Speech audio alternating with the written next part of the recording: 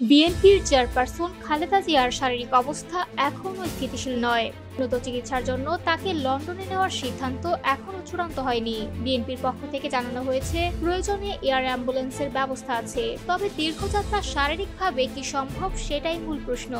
Medical বোর্ডের একটি ঘনিষ্ঠ সূত্র জানায়, খালেদা জিয়ার ডায়াবেটিস, কিডনি, হৃদযন্ত্র ও ফুসফুসের নানা জটিলতা রয়েছে।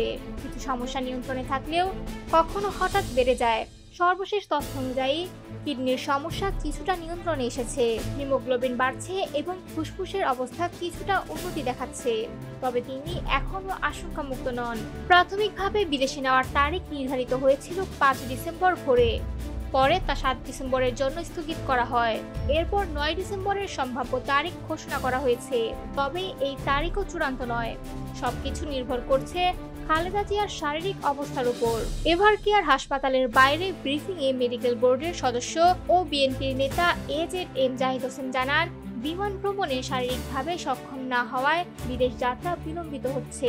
তিনি বলেন, যখন মেডিকেল বোর্ড নিশ্চিত করবে যে তাকে নিরাপদে ট্রান্সফার করা যেতে পারে, তখনই বিদেশ নেওয়া হবে। বিএনপির কেন্দ্রীয় স্বাস্থ্য বিষয়ক সম্পাদক রফিকুল ইসলাম জানান, খালেদা জিয়া অতীতে আরো খারাপ অবস্থার পর সুস্থ হয়ে ফিরেছেন, তাই এবারও আমরা আশাবাদী। বিএনপির উপদেষ্টা এনামুল হক জানিয়েছেন, কাতার কর্তৃপক্ষ থেকে অত্যাধুনিক এয়ার অ্যাম্বুলেন্সের ব্যবস্থা করা হচ্ছে। খালেদা জিয়াকে দেখতে প্রতিদিন হাসপাতালে যাচ্ছেন বিএনপির মহাসচিব মির্জা ফখরুল ইসলাম আলমগীর এবং ভারপ্রাপ্ত চেয়ারম্যান তারেক রহমানের স্ত্রী জুবাইদা রহমান। এদিকে সামাজিক যোগাযোগ মাধ্যমে নানা গুজব ছড়ানো হচ্ছে। এ বিষয়ে বিএনপি আবারও দেশবাসীর প্রতি অনুরোধ জানিয়েছে, শুধু সত্যিকারের তথ্যই গ্রহণ করুন এবং গুজবে বিভ্রান্ত হবেন না।